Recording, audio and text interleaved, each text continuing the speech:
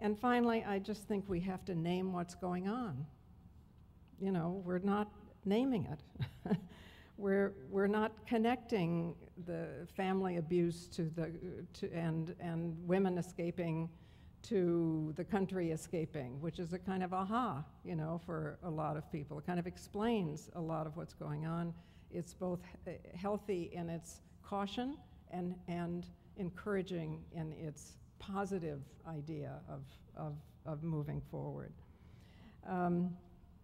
And it's happening because of the gender roles. You know, Olof Palme, who was the chief of state in Sweden and who himself was killed by a terrorist, always said that the gender roles were the deepest cause of violence on earth. Everything that wasn't direct self-defense was justified by the gender roles. Masculinity was supposed to dominate, femininity was supposed to support that, and that was the model for race, for class, for everything else.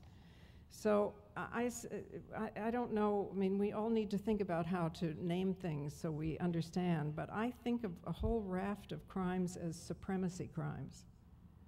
Crimes of violence in the home, there's no financial gain in that, you know, there's no conventional motive for it. It's all about maintaining supremacy and staying in control.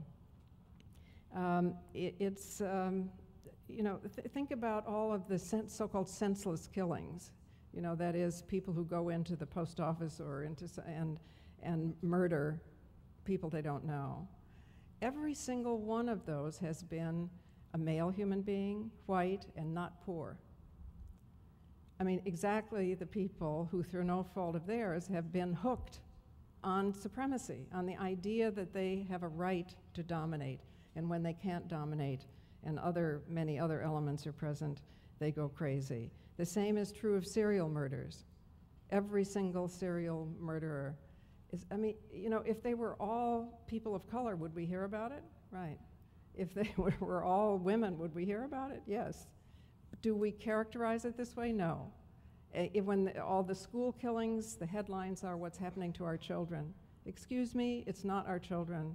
It's our boys who are being hooked on the drug of masculinity to their own destruction, as well as the destruction of others. It's the key to terrorism.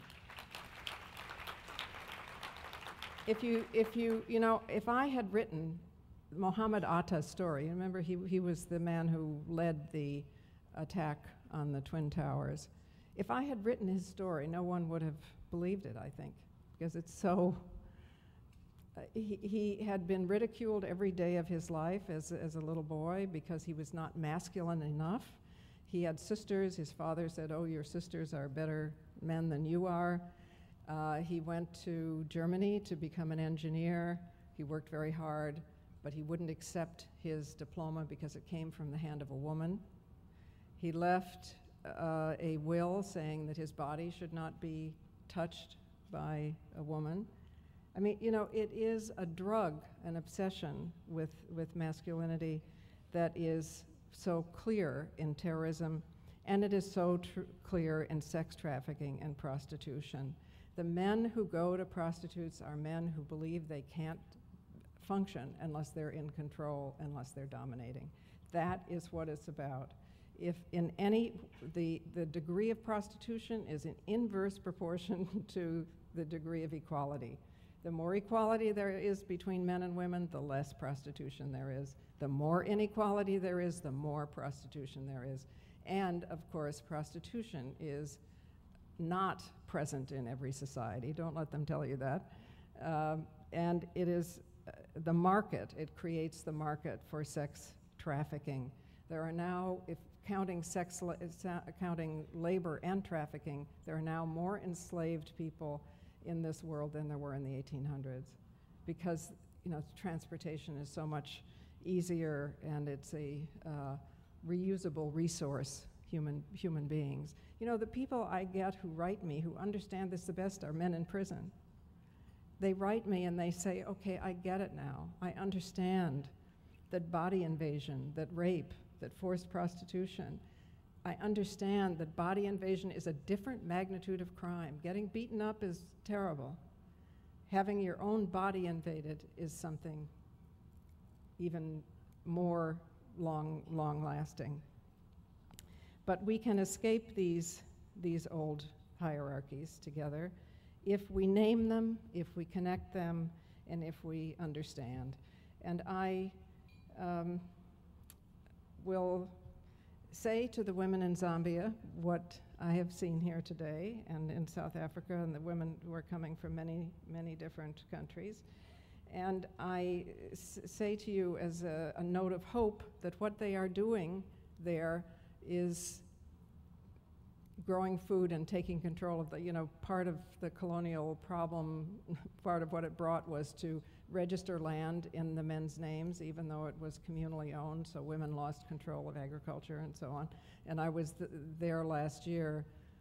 It's a long story, I can't tell you now, but anyway, I was there last year, and we ended up sitting on a tarpaulin in the middle of a field next to the Zambezi River where they had no irrigation, and therefore their tiny crops were trampled by the elephants going to get water. Their children were literally killed by, is it alligators or crocodiles in the Zambezi? And crocodiles, thank you. And you know, all we did, we sat there on a tarpaulin in the middle of a field, and I thought, okay, this is one time that women in a circle are not going to work, because it just is too different, and we have too much translating to do and so on. But each woman would say what was happening to her. Her husband was beating her, whatever it was, and I would hold up the Penguin Atlas of Women in the World, which is a wonderful book. I hope you have it. It's beautifully illustrated. And for every thing that happened to that woman, I could say, well, you're not alone. You know, here's other places it's happening in the world. And it actually made a difference, and they have, and I raised a tiny amount of money, and now they have an irrigation system. They have a corn crop bigger than any of the surrounding villages. They're composing songs to the corn crop. And because they have their way of making a living back, they will not be vulnerable to sex trafficking.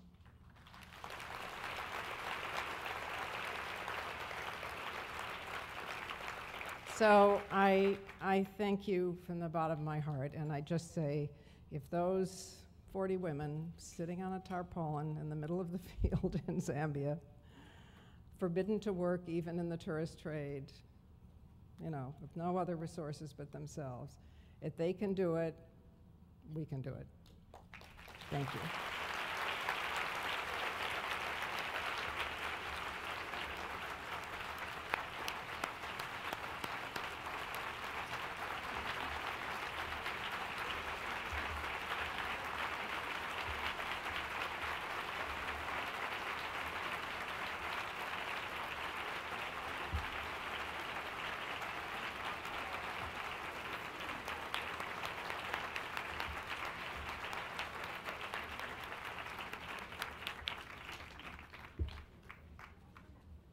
Thank you, Gloria.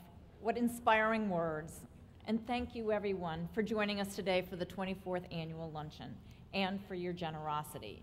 Please stay in touch with us at the Chicago Foundation for Women as we launch our 25th anniversary celebration. It's your ideas and your support that makes us strong. And on that note, don't forget to share your ideas of how to help women and girls. You can visit our website or write them on the 25 Things card. You can leave those on the table or hand them to one of the volunteers that's collecting the name tags at the door. If you have time, you can still meet some of our grantees and learn about their work in the registration. Thank you again, and I look forward to seeing you next fall at our 25th anniversary luncheon. Thank you.